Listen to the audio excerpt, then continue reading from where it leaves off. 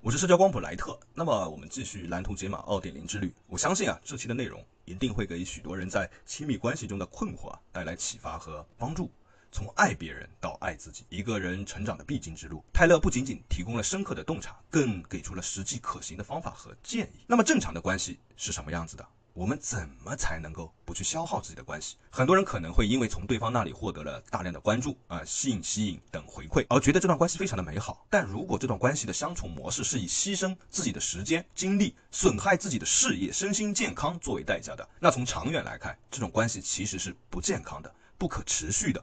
如果一个人在情感中总是感到疲惫或者是被掏空了，他就很难有能量去经营其他重要的人生事业，比如健康、工作等等。一段关系如果长期进入这种高投入低回报的失衡的状态，对一个人整体的人生而言，其实是一种拖累和损耗。而那些不计代价的付出，最后往往也难以给对方真正的快乐，因为一个折损的灵魂。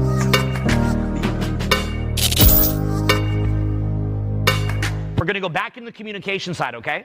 But that's going to be your homework between now and then. We're going to do very, very heavy auditing together and look at everything in your life.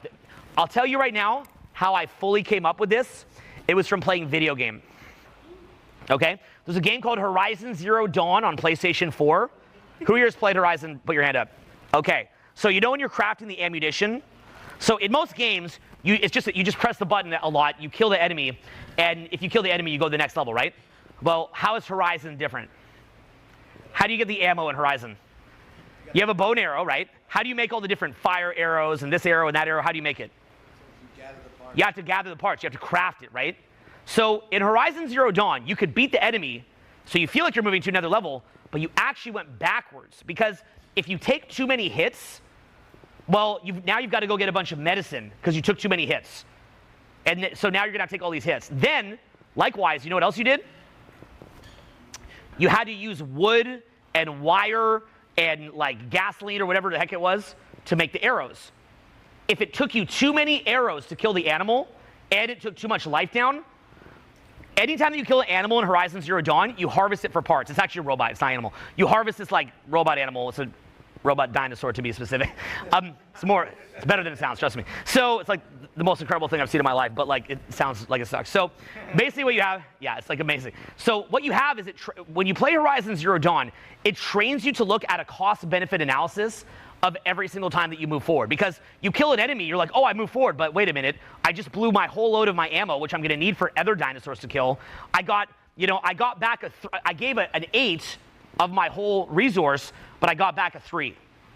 Well, isn't that great? I got back to 3. Isn't that a win? No, you've got to restart. You actually have to go back to last save point, because if you do that too many times, then what happens is you're forced to just use your club, and now you've got to run around clubbing small prey to get enough ammunition to kill the big stuff, right? But when you kill big stuff, you do get a lot back, but you might have to spend more than you get back. So it's literally ongoing math. That game took me like 40 hours to beat. So it was like literally like, I want to show my kids how to play video games. So I haven't played video game in like 2 decades. I showed them how to play this. I played that in God of War. They're both awesome. So it taught me to think in terms of cost-benefit analysis. So let's say that you have the physical side, which is good, right? Rather than saying in your ego, oh, I'm getting all this attention from this person, rather than saying that, why don't you just ask yourself, do you really have more energy because you're with this person? What is the total cost-benefit analysis? Here's the problem. If you get depleted of energy by that dynamic, you're not going to have the energy to go work on your body. You're not going to have the energy to work on your business. You're not look, I'll just be like very blunt. I remember another time I realized this. Do you guys know who Alexis Ren is, the Instagram model? Yeah. Okay, I remember like I'd had this like a very toxic dynamic going with a girl I'm dating, and I saw Alexis Ren at Erewhon in LA, and I remember feeling so toxic in my body that like I couldn't even go say hi to her. I'm not even necessarily trying to like do anything super crazy to meet Alexis Ren, but wouldn't it be cool to at least have her in your social circle?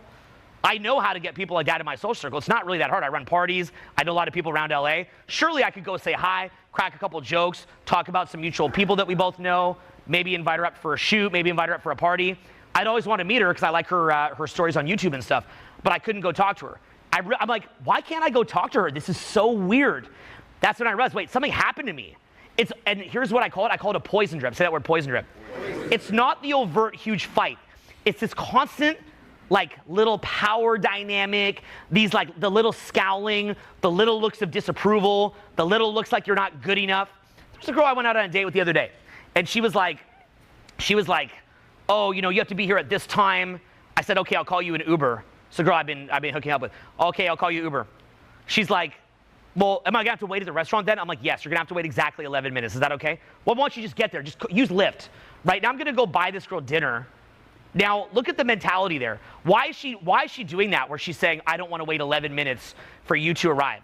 She's doing it so that when I go do something nice and beautiful for her and take her for a beautiful experience, I took her to Gwen on Sunset in LA. It's a beautiful steak restaurant.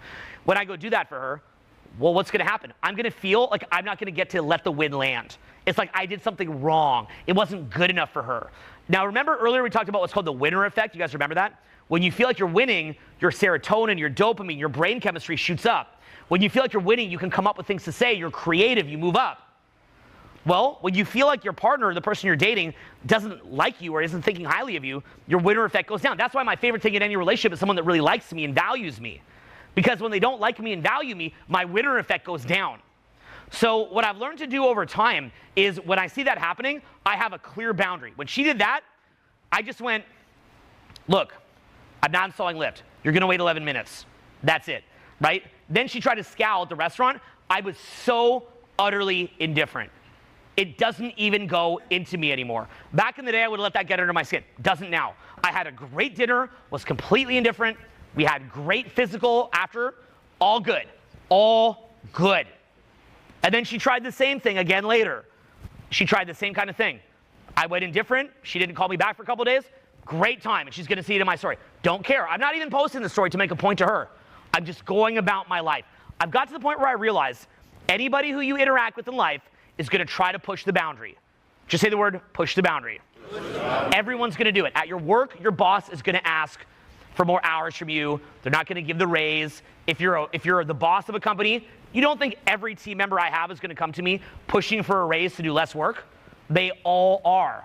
All of them. They're going to push and push and push. And I've learned over the years, at the end of that little tunnel is them leaving. After you give them 95% to your 5, they still leave salty. They'll still discard you at the end of the day. You want to know why? Because the more concessions that you make, what winds up happening is it skews what's called the buyer-seller dynamic. Say that with me. Right? Because you give away the energy, which lowers you. Now because you lowered yourself and you made too many concessions, they don't value you anymore. And because they don't value you, they don't engage with you, they're not on their best behavior with you, and you're done. So they will literally, it'll slowly erode to that. So you've got to be at a point in any relationship, whether it's work relationship, whether it's a romantic relationship, whether it's a friendship, you've got to clearly know where your boundaries are. So what we're going to be auditing, this is your homework between now and Saturday, is I need you to think about this context that I created. I need you to do a full audit of everybody in your life, work-wise, romantic, friendships, everything. You've got to audit this, and I need to see in writing what you're getting out of it and what you're giving to it. And it's great to be a giver. I'm a giver. I want to give as much as I can in every situation. But if there's too many situations where you're giving more than you're getting back, that is not healthy. It's good for the joy of giving freely, to be in the flow, to be in high vibration. You should do that. But that should be a set amount, okay? In life, you should have a vice of some kind where you could be naughty and do something unhealthy, but it's a set amount where you don't go overboard, right? It's okay to have the small dessert. Not okay to go crazy and wake up with a stomachache.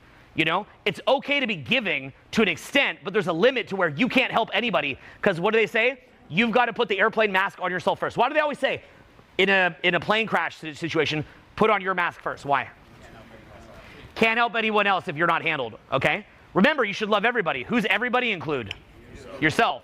So be aware that even if you're a very giving person, you can't give maximally when you're not handling yourself. And what I've noticed what will always happen is when you give too much, later you'll eventually explode. I'd also get you to look, though, at relationships where you're taking too much. So that's the other thing to audit. Okay? I need to see where you're not getting enough, but I also need to see where you're getting too much. Here's why. I've had it where maybe I have an intern or somebody who's working for cheap or putting in too many hours, and they'll keep doing it and they're cool with it for a minute and they'll act like they're okay. Later, they explode. They'll front like they're cool with it. They will explode.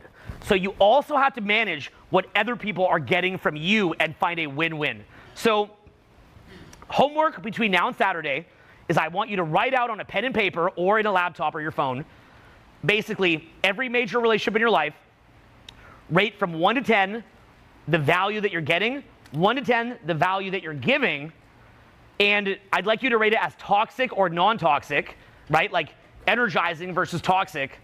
And I'd also like you to talk about in there what you're giving and what you're getting. And it's okay to have a certain percentage of people that are sucking energy from you because maybe you're mentoring them. In that case, if you're mentoring them, what are you getting? You're getting the spiritual growth and that aspect of charity, right? What do they say most people should give to charity? What's the general rule? 10%. They say 10%, right? When we give that 10% to charity, how does that, and it doesn't have to be just straight money, it could be whatever, but when you give that 10% to charity, you gain spiritually. But what happens if you start giving 50% to charity, 100% to charity? Now you have nothing left to give. You're not going to keep, if you give away 90%, you're going to go bankrupt, and then you're not going to have that whole lifetime of the 10%. So it's okay to have that like stupid cousin that you help, but it has to be within a limit, right? And likewise, you could be getting help to an extent if someone's helping you, but don't go overboard. So it's done within a limit. You can also have a vice. I'm going to encourage you guys to look at your vices later and to be honest about those vices. If you have something that you're doing that's unhealthy or bad for you, I'm 100% supportive of that. I think everybody should have some kind of a vice. Anytime that you do a self-help development seminar and you don't own the vices, in my opinion, that is so toxic. Everybody has a vice. Everybody. Some kind of stupid thing that you do, okay? In my case, Instagram models. Yeah, but like, but literally, like, I'm kidding. So literally what you have is, like you have that kind of like naughty thing that you do, and you'll have that, and that's okay. You can do that a bit. But think of a vice like a nap, okay? You ever take like this perfect 20-minute nap where you wake up feeling like you have more energy? You ever do that? You ever do that nap where you fell asleep for like 4 hours in the middle of the day, you wake up with a migraine, you can't fall asleep later that night, so the migraine persists, and it's like 3 days it threw off your sleep schedule because you took too long of a nap? You ever have that like really naughty treat and it tasted so good and you felt like you kind of like got in touch with yourself, so to speak, you kind of gave yourself a minute to enjoy it, and even though it wasn't healthy, you actually felt better the next day because you got to treat yourself. You ever do that? You ever do it where you ate too much of it and you felt inflamed and sick the next day? So what we want to do is we also want to look at things like vices, and we want to look what you're getting out of it and what you're putting into it.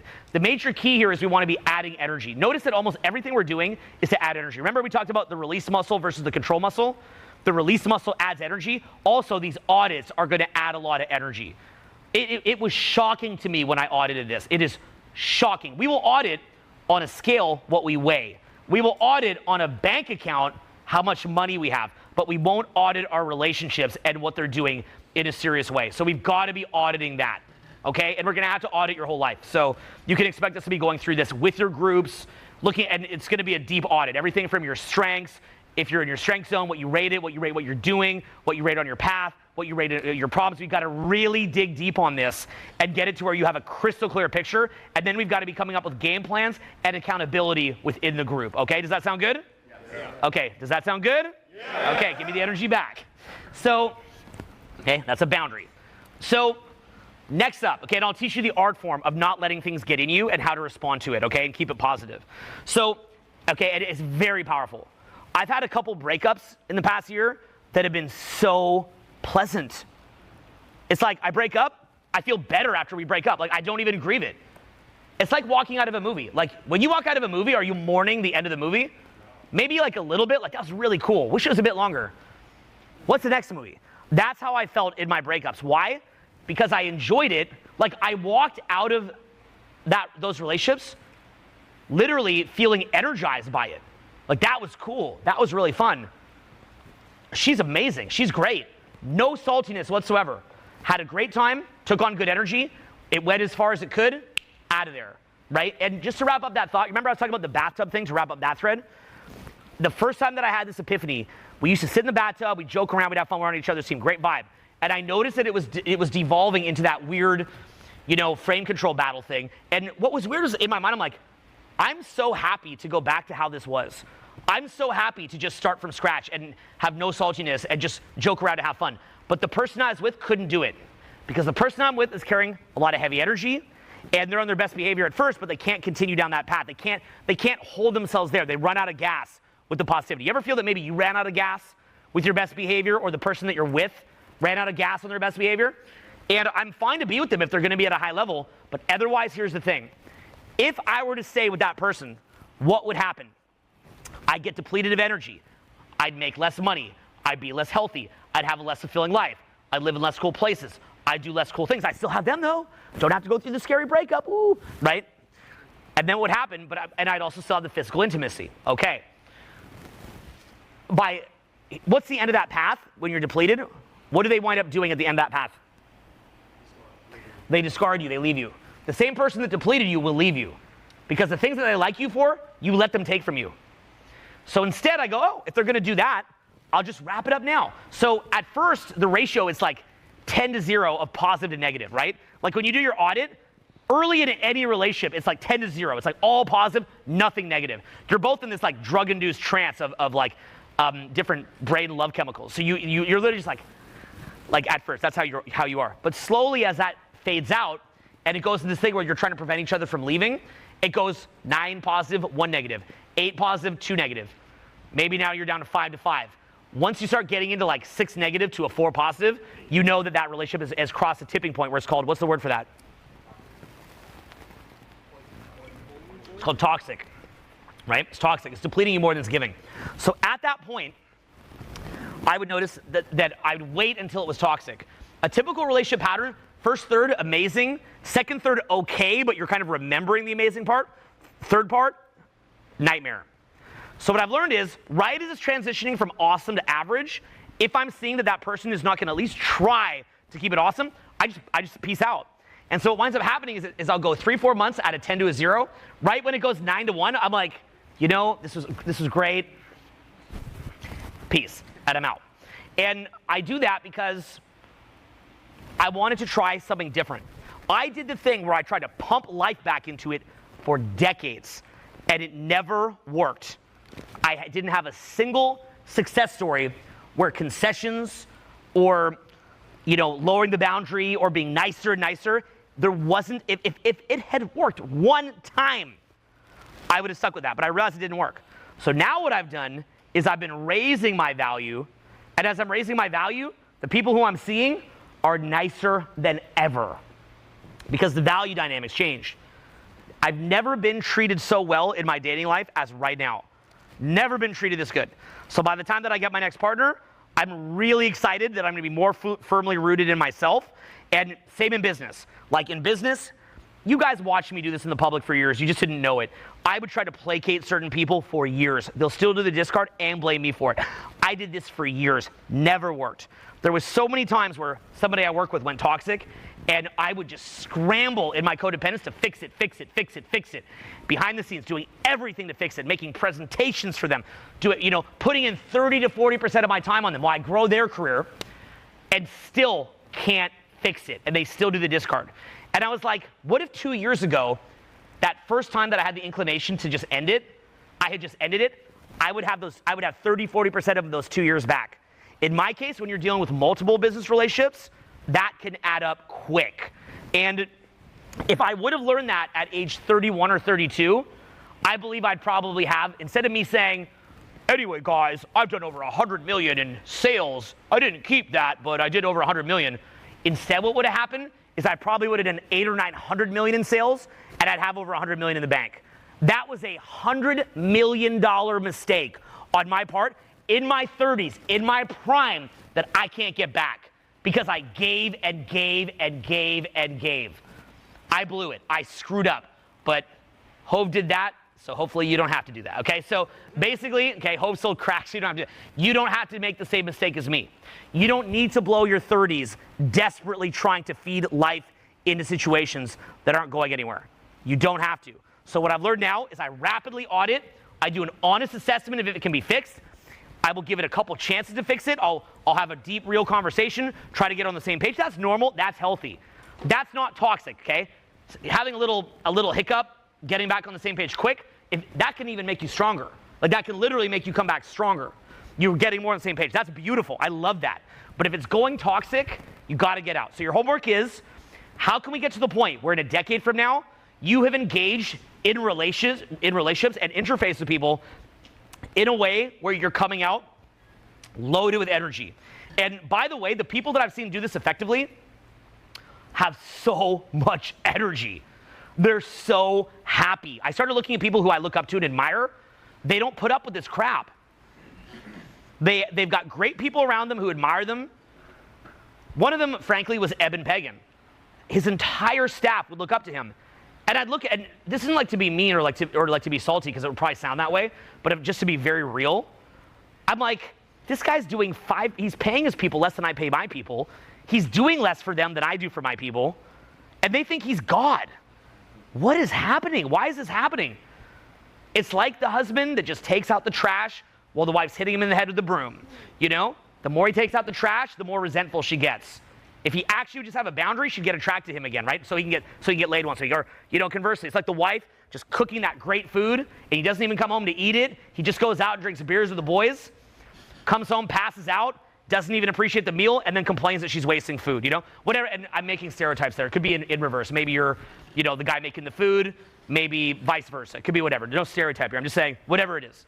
So you don't want to get into a situation like that.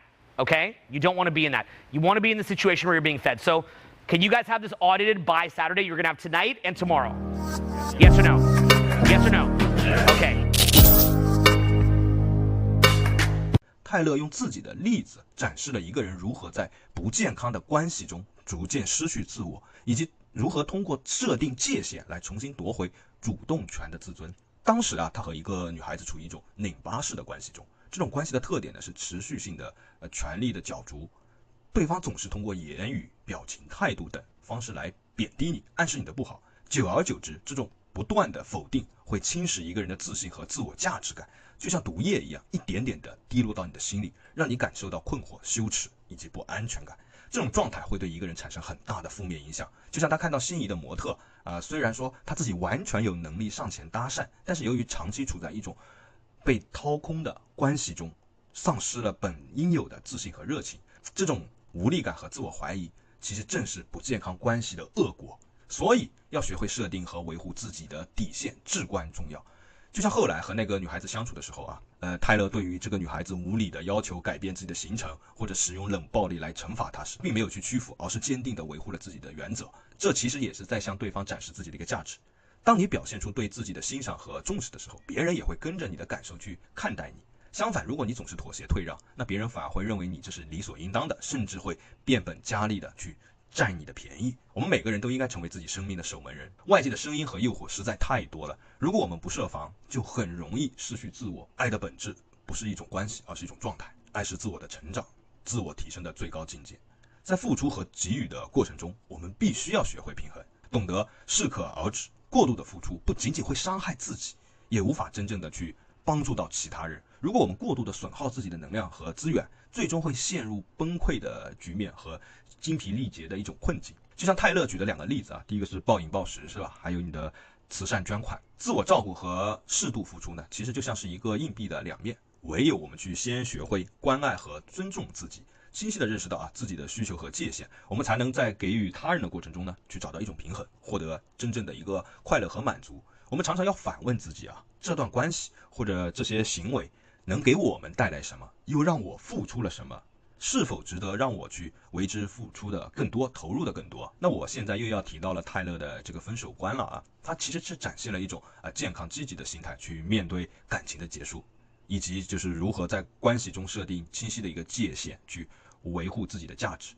他把感情看作是一段美好的体验，把它比作成一部精彩的电影。当电影结束时，你就不会过度沉湎于失落和遗憾，而是怀着感恩的心情去珍藏快乐的回忆，然后期待着开启下一段新的旅程。当意识到双方已经没有办法回到当初的这种纯粹的快乐的一种相处模式时，对方也没有办法给你积极的能量的时候，我们要果断的选择离开，而不是抱着不切实际的幻想去迁就对方，去放低自己的底线。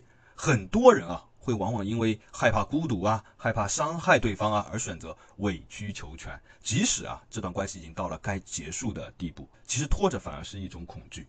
泰勒呢，坦诚地分享了自己的过去在这种亲密关系中犯下的错误，总是试图去修复已经破裂的关系，或者是去不断的付出自己的时间和精力，但最终换来的是对方的背叛和指责。这其实也反映了很多人在感情和事业中的困惑。我们总是相信自己的付出可以换来别人的欣赏和感激，可以挽回一段关系的失衡，但现实往往事与愿违。什么是高尚的生活？就是在你生命中的某个地方，把你认为最好的东西献给你认为最优秀的人。爱一个人，首先要学会爱自己。付出和索取必须要建立在平等和互惠的基础上。遇到困难，与其一味的迁就，不如勇敢的面对，用行动来去捍卫自己内心的尊严。好，这就是本节课的一个内容，希望泰勒的视频你能够喜欢，我的分享，我的解读你能够喜欢。我再说一点就是为了保持视频的原汁原味，我也不会给大家过度的一个解读，因为泰勒的视频太具有流动性了，所以视频的最后呢，我都会给大家分享我的一些见解。如果你觉得意犹未尽，或者有什么更好的一个想法，请跟我产生链接，可以关注我们的公众号社交光谱，来群里跟我产生链接。我们群里面基本上都会有每周一次的直播讲解。那么下节课我们主要的是实操课，就是语音语调在人际关系中的重要性，以及通过如何练习不同的语调来提升社交魅力和影响力。真正有魅力的人呢，是懂得恰当的运用语调的变化，从而来吸引他人的注意，来赢得更多的欣赏和尊重。我相信通过下一节课视频的学习，会有更多的人意识到语调在社交互动中的重要性，并开始主动训练和提升自己在这方面的一个技能，让你变得在社交场合中更自信，更有魅力，收获更多的成功和喜悦。我是社交光谱。